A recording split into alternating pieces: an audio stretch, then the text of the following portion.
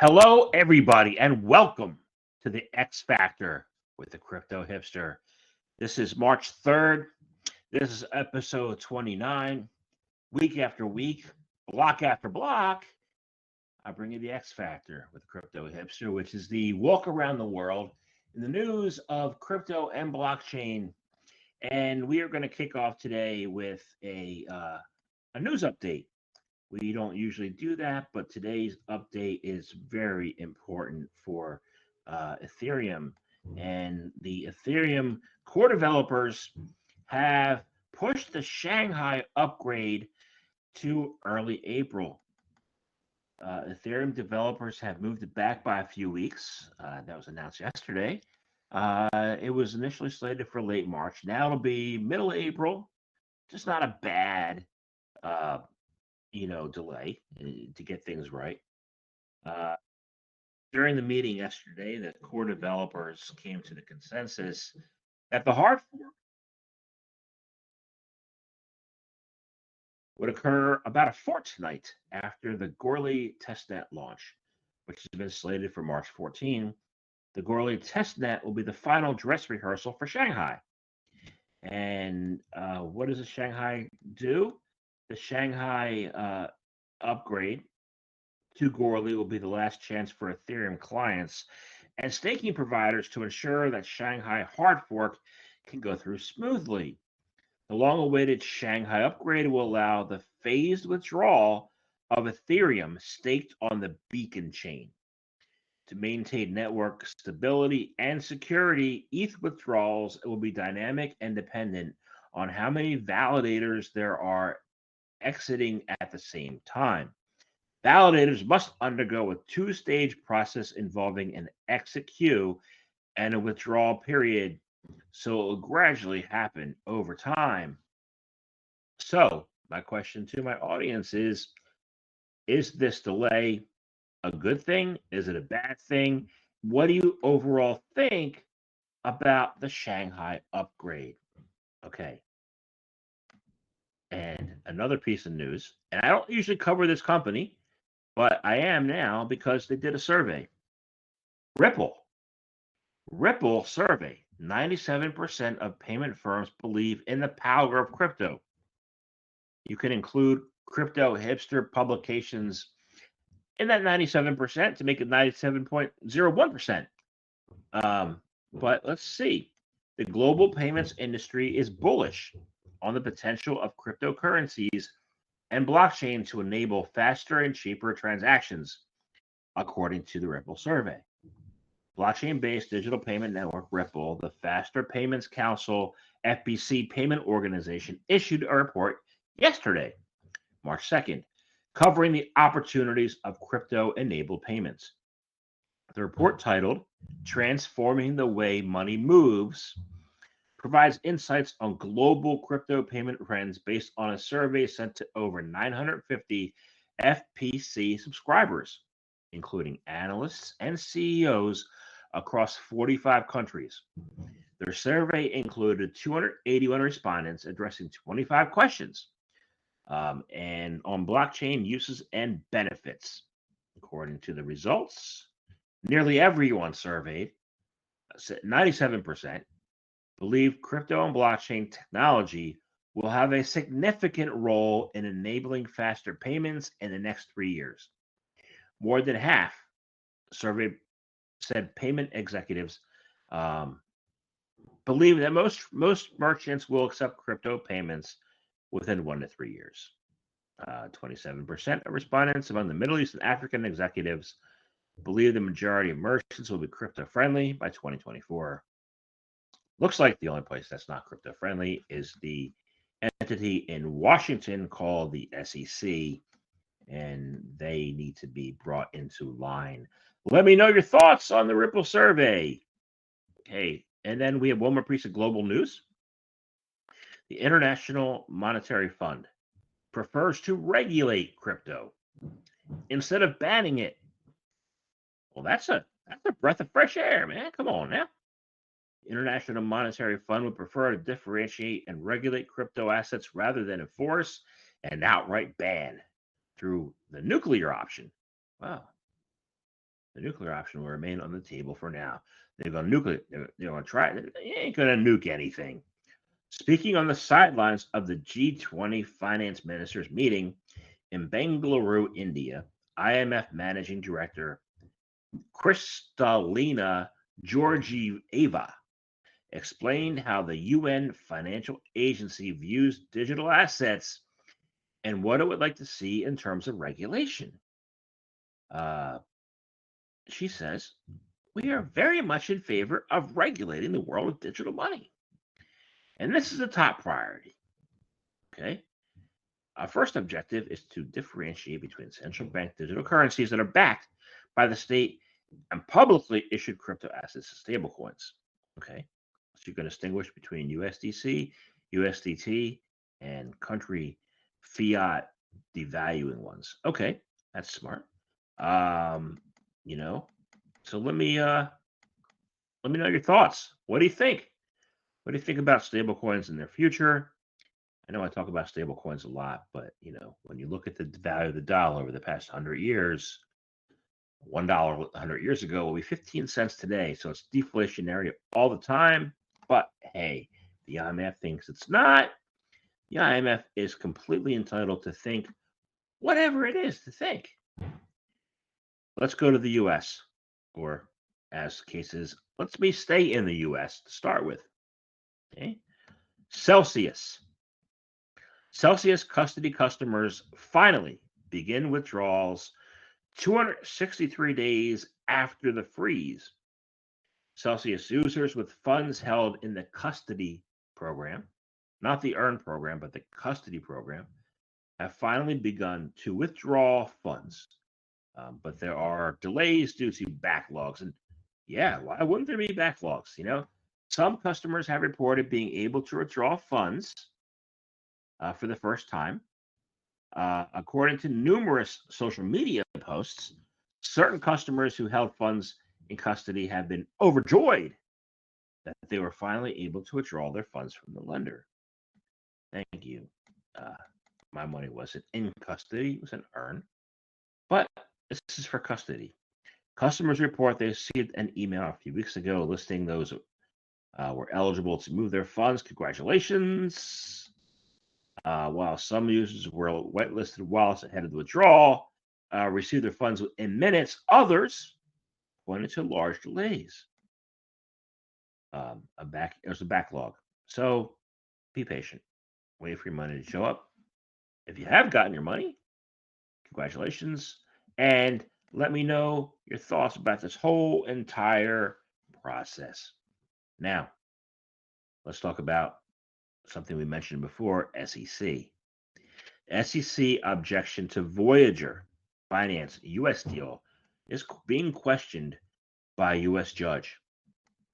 See, the bankruptcy judge on Voyager Digital's case has reportedly scolded the United States security regulator over its ambiguous reasoning for objecting to the crypto lending firm's proposed scale to Binance US. At a March 2nd hearing in the New York court, the U.S. bankruptcy judge Michael Wiles said the SEC had basically asked to stop everybody in their tracks without explaining how to address concerns it had over the deal. The court was considering a restructuring plan to bring Voyager out of Chapter 11 bankruptcy that would see crypto exchange Binance US acquire its assets for $1.02 billion. An option Voyager said at the time represented the highest and best bid for its assets. The SEC, however, filed an objection to the sale on February 22nd, claiming aspects of the restructuring plan could breach securities laws, namely the crypto transactions that will need to happen to rebalance funds to redistribute to Voyager account holders. Yeah, we do enough Gensler batching here on the X Factor with a Crypto Hipster. He doesn't deserve any additional time on my show. So we're going to move on. This guy doesn't deserve anything. So we will move on. You don't even need to tell me your thoughts. I know your thoughts. Let's move. Decentralized finance to be examined at inaugural CFTC Tech Advisory Meeting.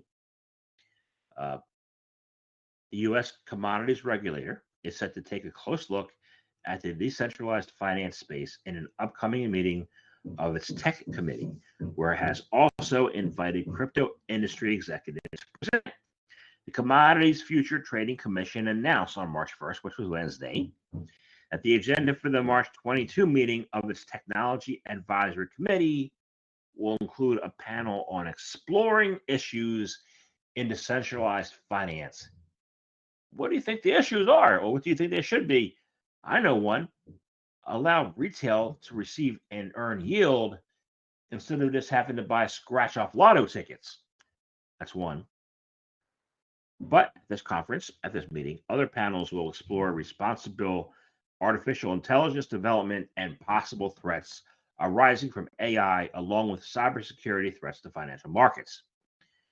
CFTC Commissioner Christy Goldsmith Romero said in a statement the panel has an opportunity to look past labels and examine the issues presented by DeFi thoughtfully and holistically, adding in a tweet, a discussion about DeFi, including cyber vulnerabilities, indicators of decentralization, digital identity, and unhosted wallets, will contribute to ongoing policy discussions in Washington, D.C., and beyond the Beltway. That's smart. Let's do it. Get it done. Let me know your thoughts on how that's going to go or how it should go. Okay. Now, speaking of banning and DeFi and threatening banks and making it impossible that the banks have to give you yield and interest instead of negative interest, UK banks, moving on to Europe, HSBC and Nationwide have decided to ban crypto purchases with credit cards. Might be a smart idea, actually. A lot of people still don't know what they're buying. So, UK banks, HSBC Holdings, and Nationwide Building Society are banning crypto purchases via credit cards for retail. They join a growing list of banks in the country to tighten restrictions on digital assets. A Bloomberg report on March 2nd reports and claims that step back as in response to warnings by UK regulators and scandals surrounding the crypto industry. Scandals? Wow. Nationwide is reportedly applying daily limits of 5,000 British pounds on debit card purchases of crypto assets. That kind of happens here at Coinbase, I believe. While credit cards will no longer be available for crypto transactions. Again, if the people don't know what they're buying, it might be a really good idea to limit or not allow them to buy it using debt. So let's see. Customers of HSBC were barred from making crypto purchases with their credit cards last month. Okay. So let me know your thoughts. If you have a smart retail investor, maybe they should be able to. If you have a retail investor who's just trying to get rich quick and doesn't really know what they're buying, maybe they shouldn't. So, but I want to hear from you and let me know your thoughts on that. And moving on to Russia. Russian bank issues first on-chain bank guarantee in Chinese. You want to be careful, be cognizant, and be open-brained about the Russia-China relationship and what its potential could be. Vigilant is the word I was looking for. Let's be vigilant. Moscow Credit Bank has issued a blockchain-based bank guarantee denominated in Chinese currency, claiming that the product is the first in the country. The bank guarantee exceeds 100 million Chinese yuan, or nearly 144,000 at the time. According to the transaction was conducted through the Master Chain blockchain platform, and that's the Russian National Blockchain Network, created to transfer digital assets between participants there. The financial institution said one advantage of performing the transaction on-chain was that the beneficiary does not need to wait for the paper version and make a separate request to the bank to confirm the authenticity of the issued document. The bank guarantees a financial safeguard offered by a lending institution. The, the Russia-China relationship should be not eye-opening, but should be and not surprising, but should be thought of as you know, well, you let me know what you think of it. Let me know what you think of that. I would say be vigilant, but what do you think will happen there? And so let's go to France. Okay. Uh, France is on the verge of passing stringent crypto firm licensing laws. Oh, wow. The French National Assembly has voted in favor of legislating stricter licensing rules for new cryptocurrency firms in order to harmonize local laws with proposed European Union standards. The vote was passed. The Senate passed, sent it back for sign off to legislature. If it's passed as a law, it would oblige France based cryptocurrency service providers to comply with stricter anti money laundering rules, show that customer funds are segregated, adhere to new guidelines on reporting to regulators, and provide more detailed risk and conflict of interest disclosures as a means to strengthen consumer protection. You're not trying to strengthen consumer protection, you're trying to strengthen your own control. Let's not make the wrong words here. The contents of the bill would not, however, apply to the 60 crypto firms registered within the Financial Markets Authority, the nation's financial regulator. These firms will continue to comply with the AMF's rules until the likely passage of the European Union's crypto regulations with the markets in the crypto assets bill. Micah, call it what it is, and be truthful and honest with people. Maybe they'll trust you a little more. All right. Thank you, France. Still love your crepes. Let's go. And then this is a report by the BIS that I put under Europe. It might be under global, but it's going to be under Europe for this sake of this show. And it is the crypto distribution is uneven amongst banks as prudential exposure rises, according to the BIS report. Around 20% of banks have exposure to crypto assets. The Bank for International Settlements report released on Tuesday found the majority of these banks are in the Western Hemisphere. According to the report, which is based on data from the first half of 2022, 17 Group 1 banks reported approximately 2.9 billion euros in crypto asset prudential exposure and 1 billion euros in crypto assets under custody. A Group 1 bank has a Tier 1 capital of more than 3 billion euros and is internationally active. Tier 1 capital is a bank's equity and disclosed reserves. Okay. Of the 17 banks that make up the 20% of total monitor, 11 out of the 17 are in the Americas, with 4 in Europe and 2 in other parts of the world. This crypto asset holding represents a tiny fraction of the bank's holdings. So maybe this should have been in global. I put it in Europe because we're talking about euros. But in any case, let me know your thoughts about banks and prudential exposure. Let me know your thoughts. So let's go to Asia. This is more of a Middle East and Asia, but we'll put it in Asia.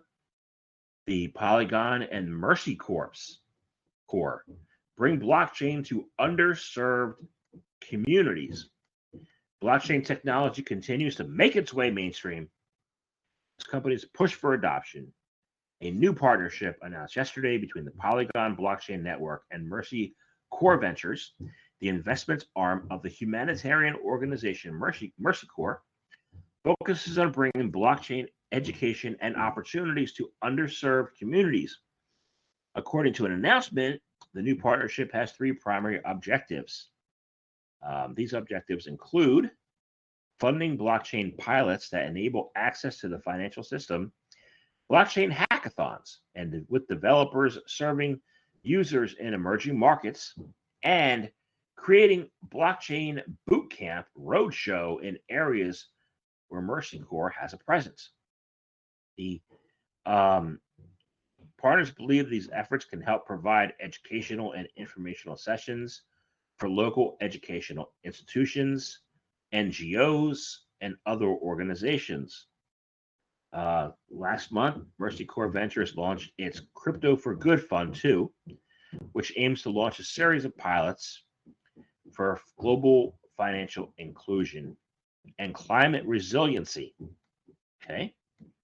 Now, where's this located at? And their Mercy Corps has done donations in Syria and Turkey and other parts of the world. So, what do you guys think? This sounds pretty promising to me. Congratulations, Polygon. And yeah, let me know your thoughts. So, we're going to Indonesia. Crypto gateway Alchemy Pay. I've heard of them. Scores a license in Indonesia. Alchemy Pay has partnered with a local fintech firm in Indonesia to offer low-cost remittances for crypto users. They obtained a license from the Central Bank of Indonesia to operate remittances and fund transfers in cooperation with Berkah Digital Pembayaran. That's a mouthful. Announcing this week, Alchemy Pay noted that the Bank of Indonesia issued licenses jointly to Alchemy Pay and to Berkah Digital's platform, BDPay, enabling the firms to offer better payout methods and reduce associated operating costs. Indonesia, awesome. Let me know your thoughts, how that's going to go. I think it's promising. And let's go to the Middle East, Israel. Tel Aviv Stock Exchange moves towards offering crypto trading. Draft for the approval of an expansion of crypto trading activities to non-banking members has been published by the Tel Aviv Stock Exchange for public comments. In a TASE, Tel Aviv Stock Exchange TASE TASE, first announcement stated the proposed structure will enable customers to deposit fiat money designed for investments in digital assets. Non-banking members will act as licensed providers for the crypto trading and custodial services should the proposed be approved. Customer funds will be placed in an omnibus account as an intermediary for crypto trading activities. Sounds good to me. That's some good positive news this week in our show. I always love to see that. And let's talk about, last but not least, Dubai, UAE. The UAE free zone is to explore Bitcoin payments for services. Ras Al Khaimah's recent involvement in free zone for virtual assets firms will explore accepting crypto payments from companies looking into setting up their businesses in the Emirate. Dubai-based crypto lawyer Arena Heaver told Cointelegraph, that's where I got this article, that once the Ras Khaimah Digital Assets Oasis secures the appropriate partners, it will check out crypto payments, including Bitcoin and stable coins for corporate registrations, office rent, and other services. Cool. They further explained that suitable technology and regulatory infrastructure need to be in place for the system to work, but that the groundwork has been laid. In addition, the RAK DAO would explore operating full Bitcoin and Lightning nodes to support the crypto payment initiative. That sounds really awesome. And yeah, let me know your thoughts about that. And that's our show. Thank you very much for tuning in this week. It's been an amazing. Actually, I have one final announcement, and it is regarding Indonesia. Going back in from Indonesia,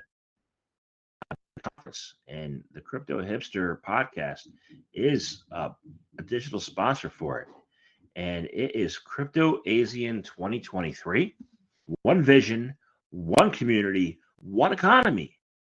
And it is in Indonesia, called Block Jakarta, 2023, and it is on May 25 in Jakarta, Indonesia, and all information can be discovered at blackarrowconferences.com.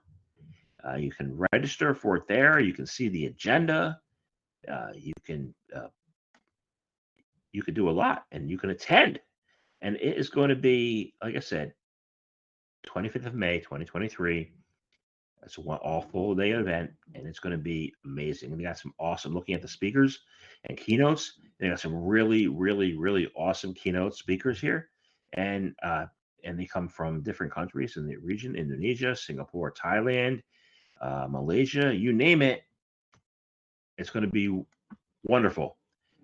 So check that out, and check us out each and every week as I bring you the X Factor with a Crypto Hipster, and we'll see you come next week. Enjoy your week. Thank you for tuning in.